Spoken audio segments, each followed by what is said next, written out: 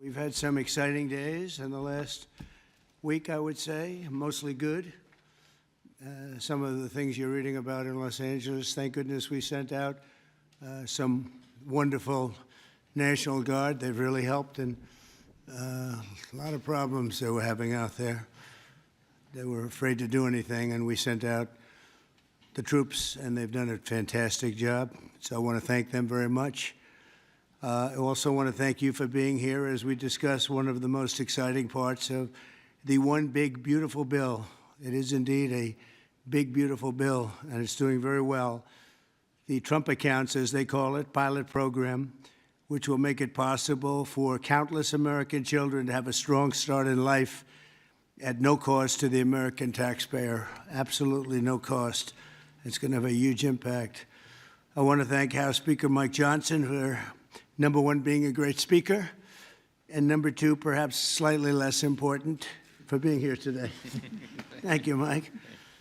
Along with Chairman Jason Smith, who's fantastic, and Representatives French Hill, August Pfluger, Blake Moore, Rob Bresnahan, and Frank Lucas. Thank you all, fellas. Thank you very much. We appreciate it very much. Thanks as well to many top business leaders from Invest America, CEO, Council. It's been a wonderful council. They've come up with some fantastic ideas. We're putting them into use. They're really the greatest business minds we have today. These men and women lead large, successful companies, and they're committed to contributing millions of dollars to the Trump account. And it's really, it's going to be something incredible for children and for their employees in many cases. Here's how the accounts work. For every U.S. citizen born after December 31st, 2024, before January 1st, 2029, the federal government will make a one-time contribution of $1,000 into a tax-deferred account that will track the overall stock market. In other words, it'll be pegged to an index that we'll pick. Right, Michael? We'll pick it. We'll pick a good one. Maybe you should be the index. I'd like to have that. These kids would be very wealthy if that were the case. That would be a good idea. I think we might do that, Michael Dell. These accounts will be private property controlled by the child's guardians, and in many cases, those guardians will be the parents. We think probably the parents will be the guardians. They'll be open for additional private contributions each year from family, friends, parents, employers, churches, private foundations, and more. This is a pro-family initiative that will help millions of Americans harness the strength of our economy to lift up the next generation, and they'll really be getting a big jump on life, especially if we get a little bit lucky with some of the numbers and the economies into the future. In addition to the substantial financial benefits of investing early in life, extensive research shows that children with savings accounts are more likely to graduate high school and college, buy a home, start a business, and are less likely to be incarcerated. Trump accounts will contribute to the lifelong success of millions of newborn babies. They are fully, and this will be very interesting, I think, for everybody to hear, they are fully funded through targeted reforms in the One Big Beautiful Bill, like the $1.7 trillion in mandatory savings, welfare reforms to stop waste and fraud, a 3.5% remittance tax, and more. And it's just a part of that. The One Big Beautiful Bill is among the most important pieces of legislation in our country's history. I don't think there's ever been anything bigger. And I think it's going to go down as certainly one of the most important things we'll ever have done. In addition to the largest tax cuts in the history of our country, including the most powerful border security measures ever, it delivers major economic relief to the American workers' families. And there are so many things. Rebuilding our military, we built it just 8 years ago we started and did a great job, but now we have to rebuild it again, plus technology change. All of a sudden it's about drone. You know, we have a new form of warfare. It's drone warfare. So a lot of things change. We did a great job with the military, but now we're going to have to do some little tweaks, to put it mildly. And we'll be doing that, and we have it all nicely funded. I look forward to signing this into law. It's really something that we're having such an opportunity. And I have to say, he's here with us. He's a person that I've admired for a long time. You take a look at what he's done and followed his record. And it's Dell chairman, Michael Dell. He's done such an incredible job. It's, as a business person, I study business people, and that's a perfect one to study. It should be almost mandatory reading. So I want to congratulate you on that, and thank you for the idea, because you're the first one that really brought this to my attention. I know that you and your friends have been talking about it for a long time, but other presidents didn't get it done, Michael, right? So we got it done. Congratulations. Thank you very much. Sure. I want to also give some recognition to my friend Brad Gerstner, who helped get us all organized and that's right. And actually thank you very much. Good, Brad. Spearheaded this. Good. And also we have with us a very powerful man in the world of business, CEO David Solomon of Goldman Sachs. David, thank you very much. Thank you for having me here. Long-time friend. Today. Thank you. Thank you very much. Uber CEO Dara Khosrowshahi. Where is Khosrowshahi? Right here. Where? Thank you very much. That's a hell of a name, but you've done a hell of a job, so that's appropriate. And also, again, Chairman Smith for doing such a job. Nobody knows taxes better than Chairman Smith. When we have a problem, Mike, we go to see Chairman Smith, right? So I want to thank you very much, Dara and Chairman Smith. I appreciate it. So I'd like to begin by asking Speaker Johnson to say a few words, and I think then we're going to go to Michael Dell, David Solomon, we're going to go to Dara, and then to Chairman Smith. Thank you very much. Mr. President, thank you so much for your bold, visionary leadership. It is the key to all of this great success that we are achieving. And the One Big Beautiful Bill, it is not an overstatement to say it will be one of the most consequential pieces of legislation in the history of Congress. There's a lot in here. And by extension, or I would say it is an extension of the figure who I believe will be the most consequential president of the modern era, if not all American history, and that's the gentleman sitting to my left. So I want to thank you for that. Thank you very much. That's a beautiful statement. Huh? Well, I like him too. Yeah. Thank you. It's a statement of objective fact, and every working American understands, I think, the principle behind this concept that we're discussing today. If you have a 401k, you understand the power of investing early for the future. Trump accounts take that same principle, and they apply it from the very beginning of Americans' lives. It's a pretty simple concept. The families that opt in will receive a one-time payment of $1,000 to a Trump account that parents can contribute to. It's a bold, transformative policy that gives every eligible American child a financial head start from day one. Republicans are proud to be the party, we always have been, that supports life and families and prosperity and opportunity. And Trump accounts are all about setting up the next generation for success. For future Americans, this early investment could really be the game changer. It could be a difference. It could pave the way for paying their way through college or buying their first home or starting a business, even when they're young. So even $1,000 at birth will put these Americans in a better position than over half of American adults who sadly have no retirement savings at all. So this would be a remedy to that great problem. And it will encourage the free market. It will encourage investment and understanding of capitalism. All these things that we want to foster among the American people so that the economy and individual lives can flourish. Of course, none of this happens unless we pass our One Big Beautiful Bill through Congress. And we have at stake the largest tax increase in American history if we fail to deliver. And we will not have this rocket fuel to the U.S. economy, and that's why this is so very important.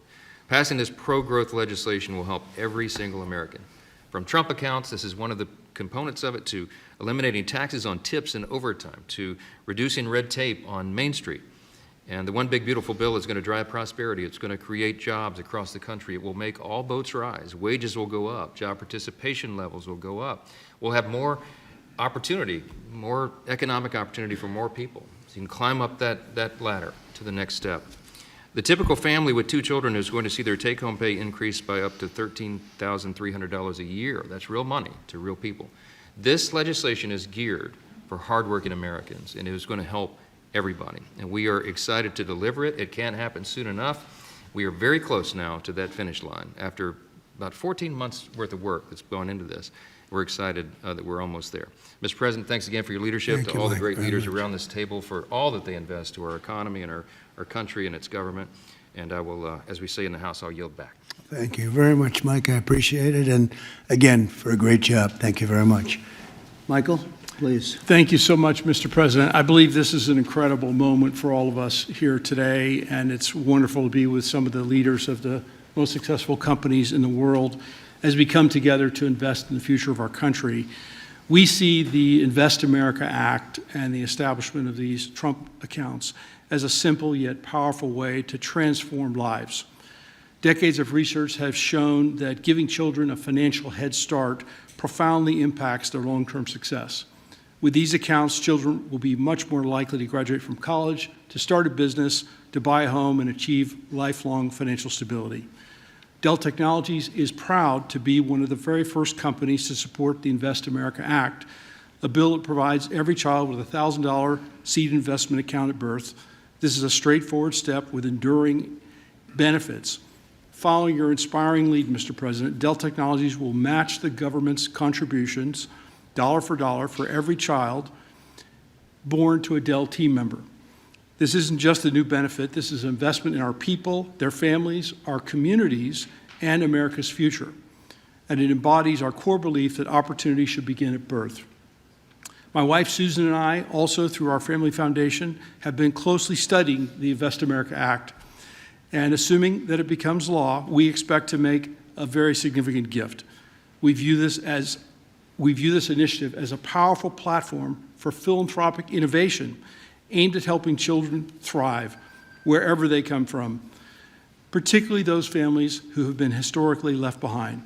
Mr. President, you articulated it perfectly. These Invest America accounts will give every new American child a genuine opportunity to participate in history's greatest engine of economic growth, the American economy. The funds in these accounts invested in American enterprise and innovation will grow over time into substantial nest eggs, providing support for education, home ownership, and starting families. The ability of families, friends, benefactors, and employers to match the government's generosity amplifies the life-changing potential of this initiative. Thank you, Mr. President, for your visionary leadership on this critical issue. These Invest America accounts will profoundly impact countless young Americans, ensuring they truly benefit from what Abraham Lincoln described as the right of every American, the right to rise. Thank you. Thank you very much, Michael. And we really have come a long way since you came to see me about 6 months ago with your beautiful wife. We had a nice talk. I said, that sounds pretty good. Let's think about that. And it's everybody I've spoken to about it, they can't even believe it. And because of great politicians and political leaders like we have, I think this is going to go quickly, very well and very quickly. So I appreciate it. Thank you very much. David Solomon, please. Thank you, Mr. President. I'm thrilled to be here with everyone and excited to participate in this important and timely discussion. I'd also like to acknowledge the efforts of so many in Congress on this very significant issue, and in particular the members here, and particularly the leadership of Senator Cruz and Representative Moore, who have played a big role in helping drive this forward. We also wouldn't be here today without the leadership of Brad Gerstner and Michael Dell in really having the vision, the energy, the passion, the commitment to help move this forward. So thank you both. There are many reasons why the United States has the largest and most dynamic and most innovative economy in the world. But one of the most important is the fact that our system of democratic capitalism incentivizes a culture that does not penalize people for taking risks. In fact, it incentivizes people to have a vision to go out and attract funding that's necessary to make their vision a reality. It is no mistake that many of the most important and innovative companies in the world today started in a parent's garage or on a college campus or in any one of a number of unlikely places in the United States. One of my worries is that our current and future generations of young people don't fully appreciate and aren't as educated as well as they can be on markets and capitalism. And while capitalism is not perfect, it helps fuel the American dream. This initiative gets at the core of binding those future generations to the benefits and the potential of America's great companies and markets. Early childhood investments have far-reaching benefits, and Goldman Sachs is proud to support this initiative.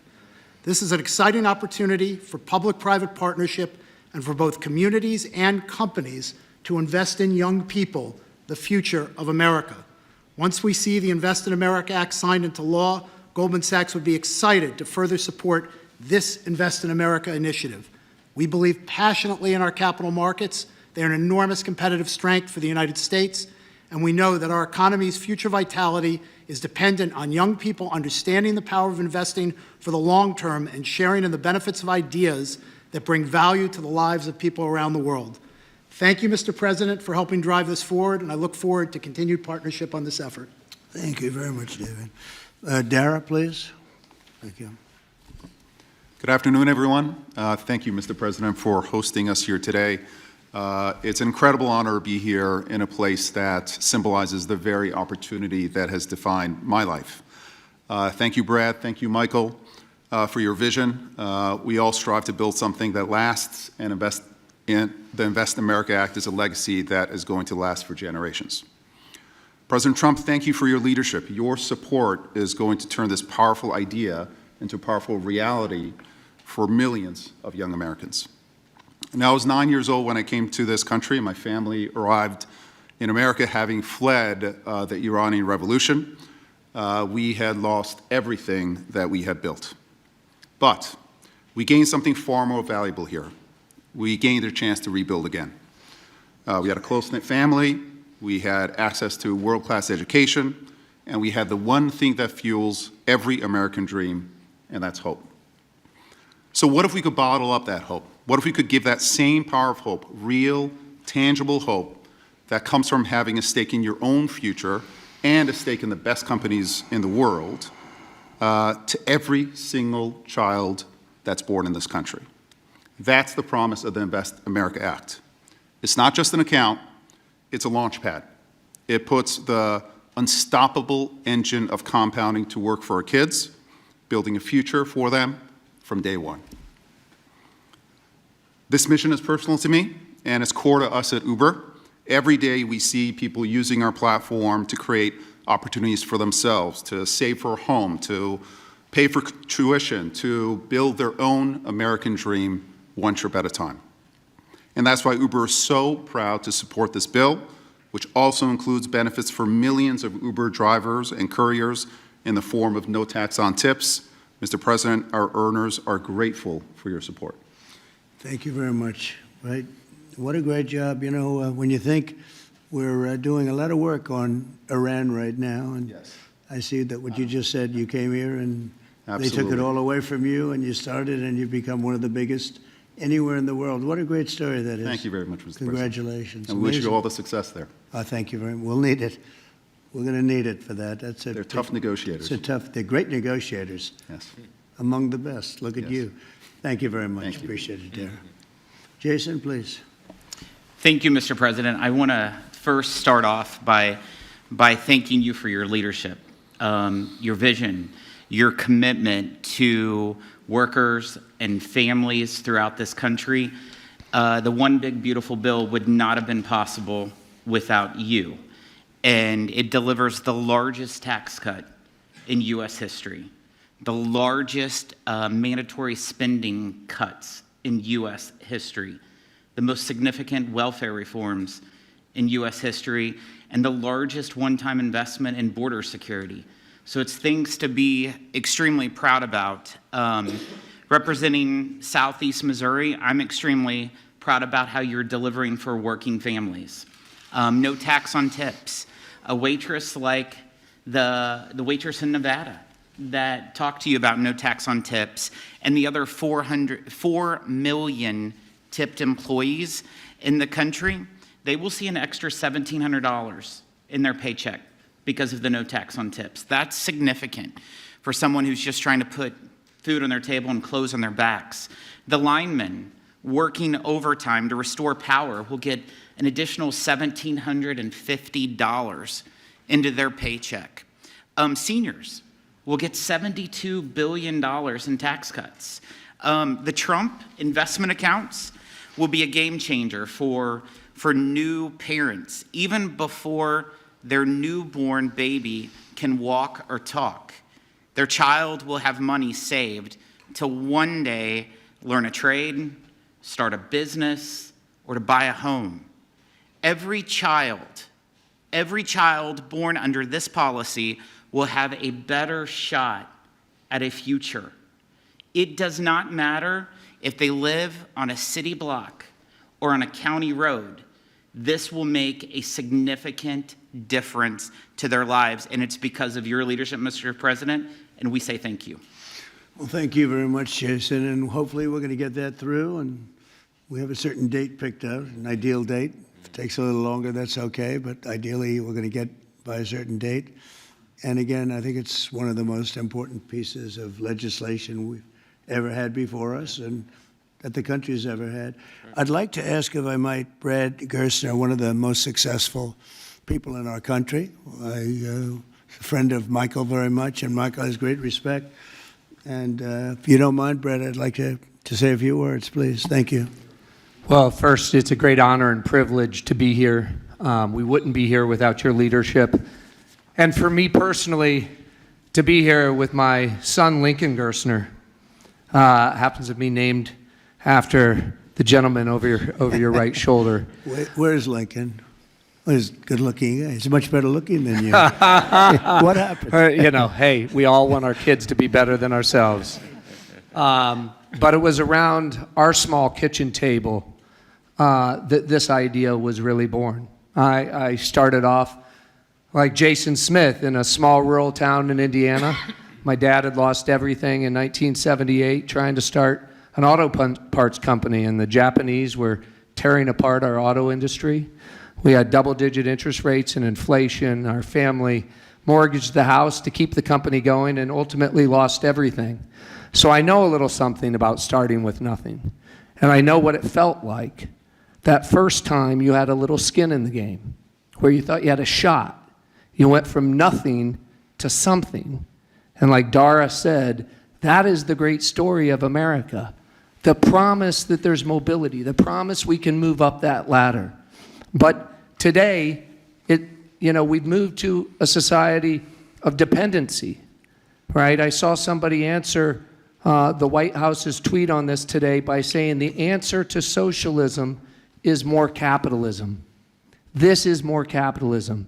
Yeah. This is aligning every child in America with the upside of free markets and the benefits. And that is your Main Street agenda, Mr. President. No tax on tips, that doesn't help rich folks. That helps the people who feel left out and left behind. No tax on overtime, no tax or deduction on Social Security, and the Trump accounts, right, that everybody in this room are here and we've been working so hard on, but would never come to fruition without your leadership. Those will change the game forever. It makes America an ownership society again, because all of those kids will see the benefit of compounding. If you start with $1,000 and $750 is added a year by parents, grandparents, by churches, by the companies in this room who will all contribute to the accounts of the kids of their employees, by the great philanthropists in America. I think $750 is a low estimate per year. I think so. But if you do that, by age 18, Mr. President, these are worth $50,000. By age 30, they're worth $175,000. And if you do it every year of your life, at age 50, they're worth $1 million.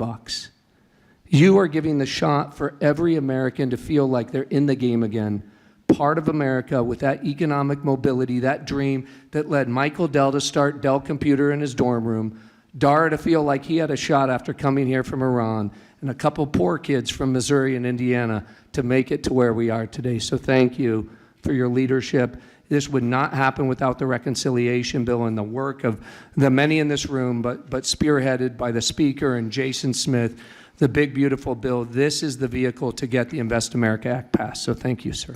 Thank you very much, Brad. Great job. And nobody knew I was going to call you.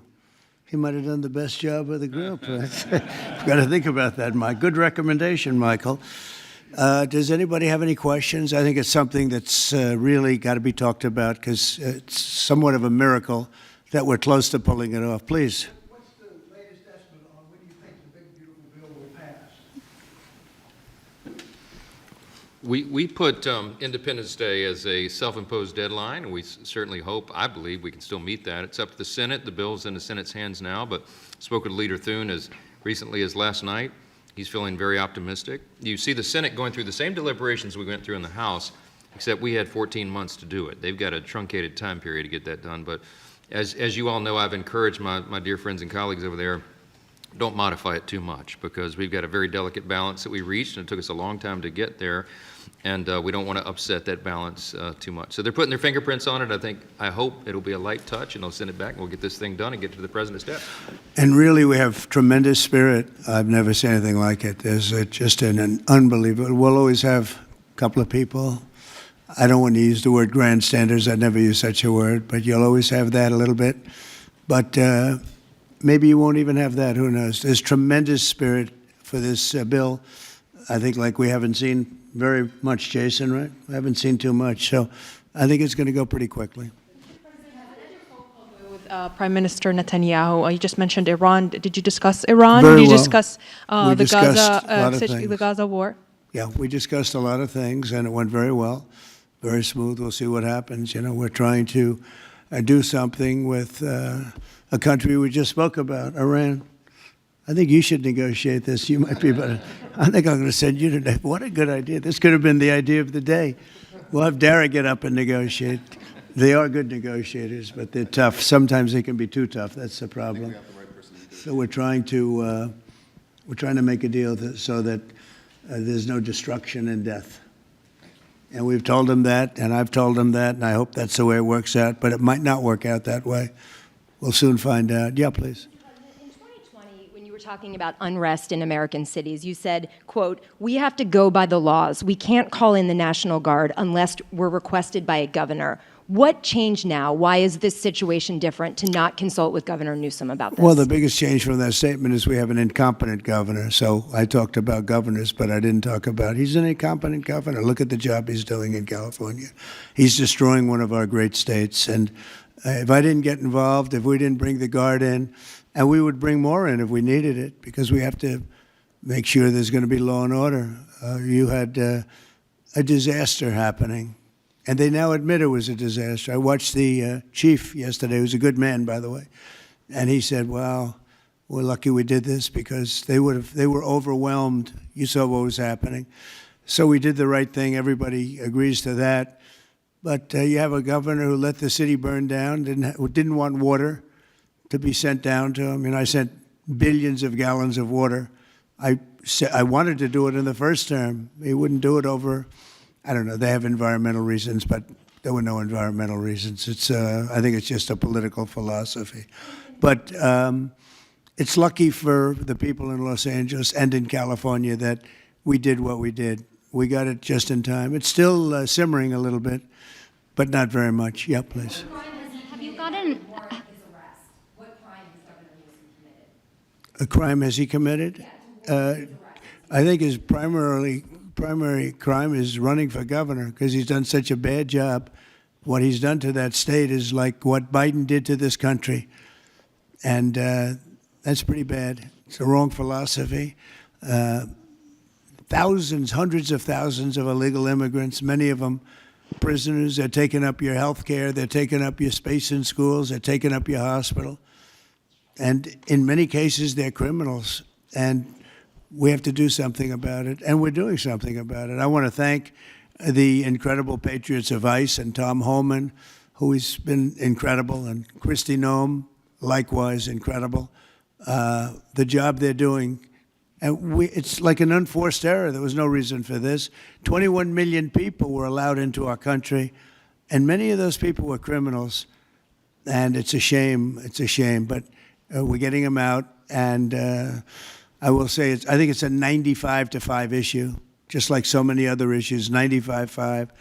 And the Democrats lost an election in a landslide because they're on the wrong side of the issues. I mean, it's not even conceivable that somebody would do the kind of things that he did. And then, you talk about projects. They want to build a train going from San Francisco to L.A., and it's costing hundreds of billions of dollars more than they thought it was going to cost. It's not even believable. To Brad and to people sitting here, would you believe that a train it was going to cost X dollars, and it might be 100 times X. Would have paid for this for about 50 million American children. You're right. You're 50 right. million American children instead of a 3-mile train track that never got built. We could have put Lincoln in charge with no experience. He would have done a good job. I guarantee you that. All right, please, Peter. Mr. President, have you gotten an Yeah, update Peter, from Peter, your Peter, go ahead. negotiating? Thank you, President Trump. So it seems like Gavin Newsom likes the attention that he's getting right now from I do, you. yeah, I think it he seems like likes he does. If you look at recent history, somebody who was running for president, you, who got arrested and had a mugshot, you could make the argument that politically that wound up helping you. Are you worried at all at this moment that talking about him getting arrested could be helpful to his political prospects? Because a lot of people think he wants to be sitting right where you are. Well, in my case, it was a witch hunt, and everybody knew it. And I was able to explain that during the process. Otherwise, I wouldn't be sitting here right now. And it was a total witch hunt. It's proven to be a witch hunt, and you see what's happened. In his case, it really is very obvious. You look at what's happened between the fires, I could name 10 things right now. We talk about the trains. We talk about all of the costs in California. You talk about all of the people that are flowing in, destroying life for everyone else. So no, I don't think it's going to help him. I think it's actually very bad for him. And right around the time that we were walking in here, the governor and the state attorney general said that they're going to sue you for sending the National Guard in. They're saying there's no invasion, there's no rebellion. The president is trying to manufacture chaos and crisis on the ground for his own political ends. Federalizing the California National Guard is an abuse of the president's authority under law. Well, But- you know, it's interesting. You watched the same clips as I did. Cars burning all over the place, people rioting. And by the way, we stopped it. We were able to make it much better, but it still looked pretty bad. And in watching clips last night, people were saying, this is really a big problem. And until we went in, if we didn't do the job, that place would be burning down just like the houses burned down. They were in big trouble last night, Peter. You know it. And the night before, and the night before that. And I feel we had no choice. I don't want to see happen what happened so many times in this country. I watched Minneapolis burn. Look at what happened in so many different parts of California. You take a look at what happened in San Diego. There's so many different places where we let it burn. We wanted to be politically correct. We wanted to be nice. We wanted to be nice to the criminal. And what you're doing is destroying the fabric of our life in this country. No, we did the right thing. We've been given credit by people that I would least suspect. Why I would say that some of the people that came in and said, thank goodness, they said, some of them, thank God that Trump got involved. And I'm very happy I got involved. And I think Gavin, in his own way, is probably happy I got involved. Yeah, go ahead, Peter. What do you make of the fact that he says you want a civil war on the streets of America? No, that's just the opposite. I don't want a civil war. Civil war would happen if you left it to people like him. And I liked him. You know, I always got along with him. Never had a problem with him. But he's grossly incompetent. Okay. In London. Have you gotten an update from your team in London negotiating? What? Louder. Have you gotten an update from your team in London negotiating the China trade talks? We are doing well with China. China's not easy, just like your home country is not easy there.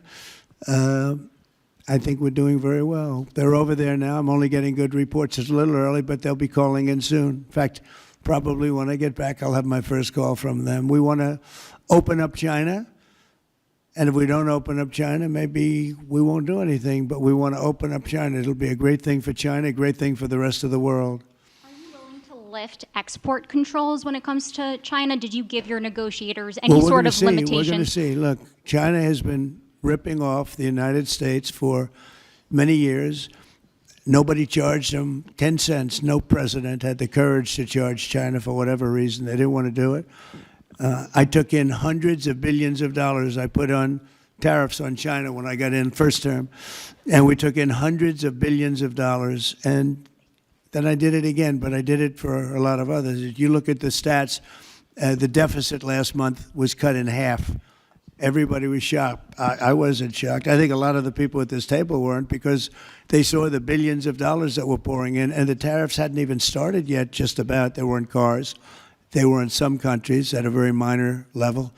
And we cut the deficit in half, and it was a big story a couple of days ago. They said, I don't believe, one of the announcers on a business network went wild, said, I can't believe these numbers. Those numbers are good. The numbers are going to be very good. I think we're going to have a great 4 years. You know, we had the greatest economy in history during my 4 years. I think this one's going to blow it away. Yeah. Go ahead, please. Do you have a message for Greta Thunberg, and did she come up on your call with the Prime Minister today? Well, she's a strange person. She's a young, angry person. I don't know if it's real anger. It's hard to believe, actually, but I saw what happened. She's certainly different. Anger management. I think she has to go to an anger management class. That's my primary recommendation for her. Was she kidnapped by Israel, as she says? Was she kidnapped? I find it. I think Israel has enough problems without kidnapping Greta Thunberg. And secondly, are you going to Is that what she said? She was kidnapped by Israel? Yes, sir. Are you going to get rid of the Tesla and the Starlink service that you have here at the White House? No, I haven't heard that. I mean, I may move the Tesla around a little bit, but I don't think we'll be doing that with Starlink. It's a good service. Where are you going to move it to? Move it around. What do you mean? I have a lot of locations. Actually, about the Tesla. I got so many locations, I don't know what to do with them all. About the Tesla, did you ever see Elon Musk get physical with the Treasury Secretary? No, I didn't. And I tried to They ask. did have an argument, but I didn't see I didn't see a lot of physicality there. And there was this New York Times report that he did not want to talk about, Elon Musk, that alleged that he, towards the end of his time in the White House, was blurring the lines between recreational use of drugs and medicinal. Do you think he ever had drugs here at the White House? I really don't know. I don't think so. I hope not. Look, I wish him well. You understand. We had a good relationship, and I just wish him well.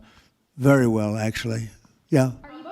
About aid in Gaza, you mentioned now the flotilla. Do you have a response at all about Israel intercepting this boat? And can you give us an update on what's happening to the entry of aid into Gaza right now? We've had people being shot by Israeli forces who are trying to get aid from the Gaza Humanitarian Foundation. Yes. Gaza right now is in the midst of a massive negotiation between us and Hamas and Israel, and Iran actually is involved. And we'll see what's going to happen with Gaza. We want to get the hostages back. That's all I can tell you. Yeah, please, in the back. Yeah. Back to California briefly. You said yesterday when ACMA reported that it was not insurrection taking place, but then on True Social a bit later, you'd said they were insurrectionists. After what you've seen You're talking about in L.A.? Yes, sir, in L.A. I wouldn't call it quite an insurrection, but it could have led to an insurrection. I mean, that was a lot of harm that was going on last night. I watched it very closely. And it was amazing that the job that the National Guard did. And by the way, the police were working very hard also.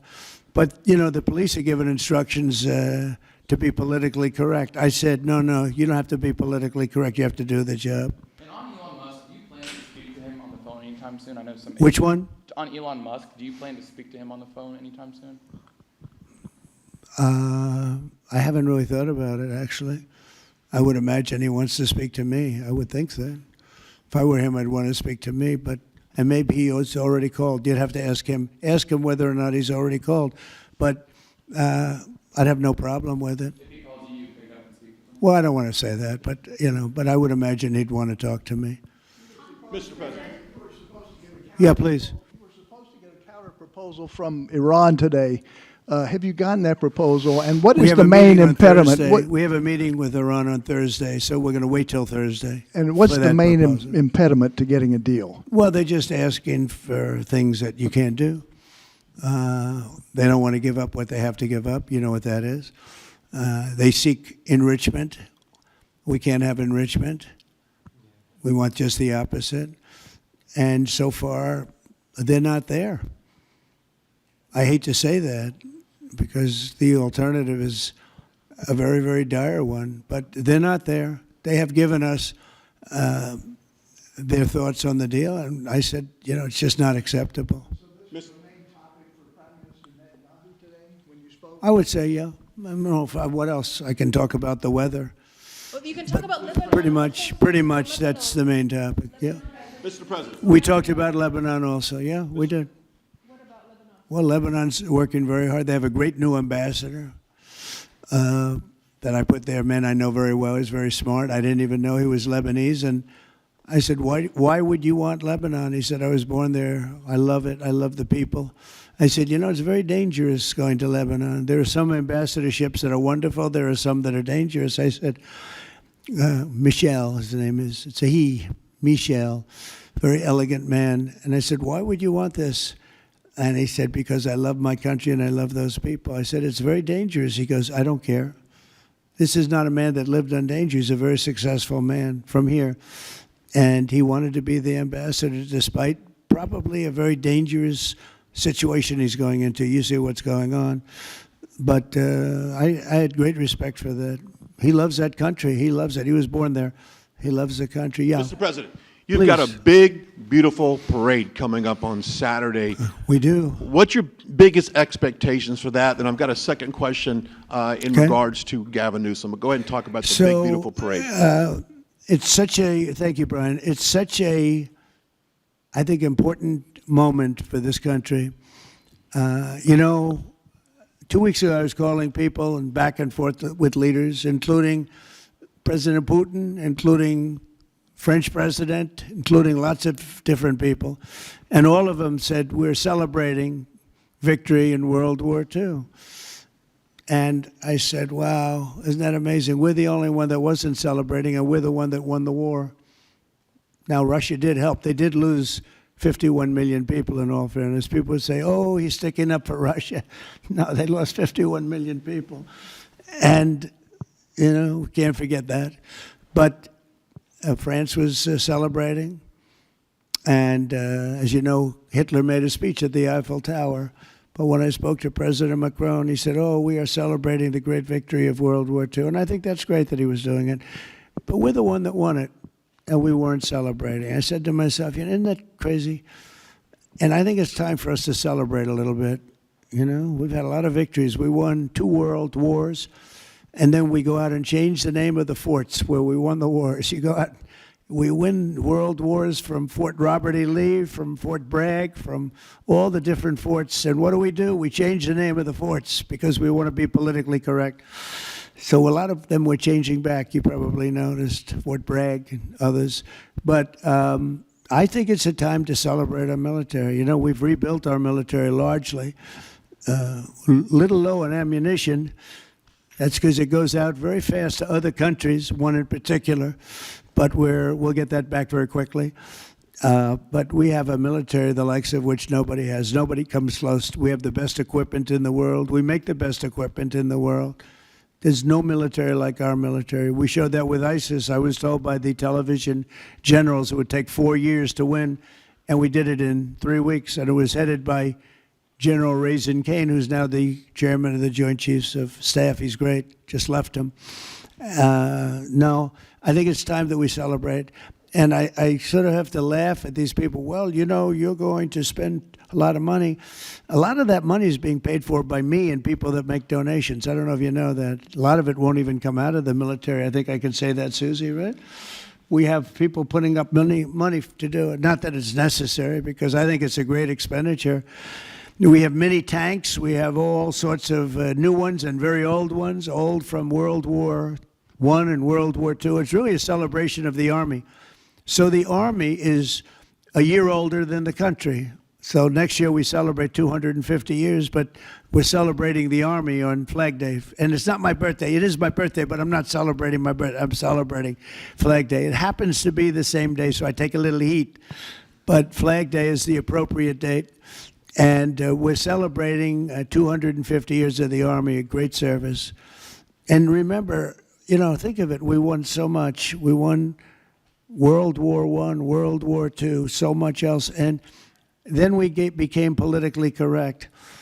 But I can only tell you that I was told that ISIS would take anywhere from 4 to 5 years, and we did it in 3 weeks. You were there, you watched, right? We have the greatest military in the world. Nobody can beat us. As long as we have our right leadership, nobody can beat us. If we have stupid people running it, like you had in Afghanistan, when you look at that, first of all, Afghanistan should have been an easy victory as a war, but we were so sad the way we fought it, so ridiculous. We fight not to win, but we didn't used to be that way. And we're celebrating, because I think the day in Afghanistan was the saddest period of time in the history of our country. That was a Biden mess with bad generals like Milley and others.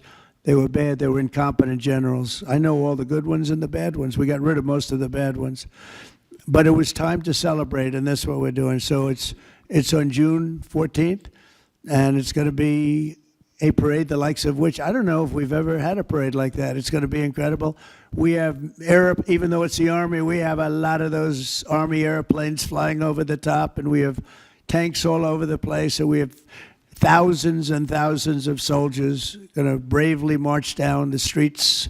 It's going to be a beautiful day, I think, and we're going to celebrate our country. You spoke of leadership, and real quickly, speaking of Gavin Newsom, is he the right leader for California, considering how massive their economy is and all these U.S. investments coming in? Is he the right governor and leader for the future of California and for U.S. investments? I don't think he is. I mean, I think he's done a terrible job. And, you know, he's a guy, I always got along with him. You look at his past statements about me. I was a great president. I always took care of California, you know, all that. But I'm just talking on results. You look, you know, he has the advantage of beautiful weather, maybe the best weather of any state when you think about it. Beautiful weather, beautiful ocean, beautiful everything. You have all the advantages, and he didn't take advantage of that. And he's let people come in by the millions who are overrunning your hospitals, your education system, and your police. Your police are being overrun. Look at what's happened. He should only be happy I sent in the military, because if I didn't send them in, you would have had a problem there, the likes of which we haven't seen in a long time. Yeah, please. Thank you, Brian, very much. Supersonic flight. Supersonic flight. Yes, sir. I know you just signed an executive order on it. Do you want to see a supersonic Air Force One in the next 10 years or so? Oh, well, I don't care too much about that, but I would like to see, you know, if you think about it, flight, the word flight's an interesting word, but it's probably the only category where we've actually gone backwards, because we used to have the Concorde, and we could fly to London, Brad, very quickly and nicely. And today it takes you 2 times and 3 times as long. It's the only thing where we've regressed. By the way, the Concorde, to my way of thinking, to this day, Michael, because you're very much into aesthetics, I know, but to this day was one of the most beautiful pieces of art I've ever seen. It was a piece of art, the beauty of the Concorde. It was the most beautiful plane, but it was you know, got you there in half the time. Now you spend a lot of time, and there's no reason for it. Because, you know, they have the sonic boom. It's not a huge problem, but they have the sonic boom thing pretty well figured out.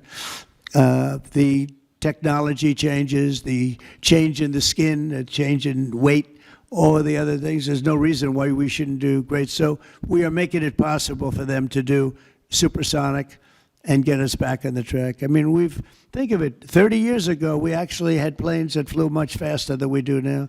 It took you half the time to get to a location. So we've regressed, and we're going to progress.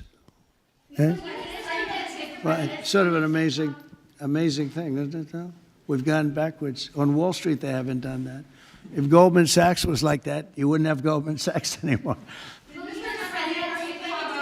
Yeah, please. Are you planning to deploy Marines in California to address the situation in Los Angeles? Are you going to deploy Marines in California? We'll see what happens. I mean, I think we have it very well under control. I think it would have been a very bad situation. It was heading in the wrong direction. It's now heading in the right direction. And we hope to have the support of Gavin, because Gavin's the big beneficiary as we straighten out his problems. I mean, his state is a mess. And I'd like to get somebody involved in the rail, because, look, personally, it should have never been built, because you can fly there for $2, and what are you doing? They're doing that. You could drive, you could do lots of different things. You know, if they did a study, if you gave every passenger the finest limousine service in the history of our world, the most expensive chauffeur-driven, white-glove limousine service back and forth, we would have saved billions of dollars as opposed to building this monstrosity that's going up. And I've never seen anything. You know, I've seen cost overruns. I'm a I'm a person, I've always done well on cost overruns. I don't have them. But I will tell you, I have never seen cost overruns. You see them where they're 20% more, 50%, 100% more. These are thousands of percent. Nobody even knows. They have no idea. And it was supposed to be from San Francisco to Los Angeles. Well, they just made it way outside of Los Angeles, where it's stopping in the middle of, I don't want to say nowhere, because I happen to like one of those little cities very much, but it's way short of the destination. And our government is saying, you know, why are we involved in this thing? It's been handled so badly before him, but he really blew it. So, you know, all right, one more question. Can you speak to any of the discussions that were had there and the purpose of that retreat, your time at Camp David? On a what? Your time at Camp David, can you speak to what discussions were had there and the purpose of that retreat? Well, I don't want to speak to discussions. I mean, I told you what we were there for a little bit. We had discussions on many topics. We had a group of people, a large group of people, including generals and admirals and lots of others. And all I can say is our country's in great shape. We're in great shape economically. The bill that Mike and Jason and all the people are working on is going to be, I think, amazing. I think it's going to be one of the most important pieces of legislation we've ever had in this country. It's going to do things that you wouldn't believe. And we're going to, you know, I have a very simple phrase. We ran an election on very simple words: make America great again. That's what we're doing. We're making it great. We're making it safe. We're making it beautiful. And we're making it very wealthy again. You know, wealth is okay. You need wealth to take care of lots of other people. We have to make our country better. It has to heal from 4 years of abuse. Our country was abused badly by a very incompetent person and a group of people that weren't incompetent, but they were radical left lunatics. And they ran the country with an auto pen. And I hope that law enforcement's looking at that very seriously. That's like a takeover of our country in a certain way, because this guy had no idea what he was doing. You saw that during the debate. You saw that in other cases. I mean, he had no idea. I saw it years ago. By the way, 40 years ago, he had no. He was bad 40 years ago. We're not just talking about. And they always like to say age, but it's not age. I know people 88, 89, 92. Bernie Marcus, who just passed away, was 95. I spoke to him a year before. He was 100%. It's not age, it's something else. But whatever it is, you can't have that in this country. The damage he's done to this country is unbelievable. But the good news is we've got much of it fixed already, and the rest of it will happen. Thank you all very much. Thank you.